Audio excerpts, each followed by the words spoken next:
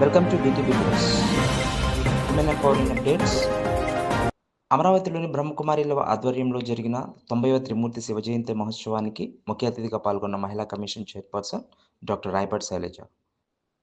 ఈ సందర్భంగా అత్యంత భక్తి శ్రద్ధలతో శివనామ స్మరణే పరమావధిగా జీవించే బ్రహ్మకుమారిల జీవితం మనందరికీ ఆదర్శప్రాయం అన్నారు.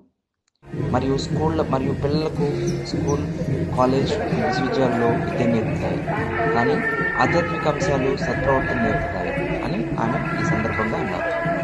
ఆధ్యాత్మిక కేంద్రాలు స్త్రీని గౌరవించడం, స్త్రీ సంక్షేమం, స్త్రీ యొక్క విలువలు మరియు స్త్రీ యొక్క పరిపూర్ణమైన జీవితానికి క్రమశిక్షణతో మెలగడం ఇవన్నీ నేర్పుతాయని అన్నారు.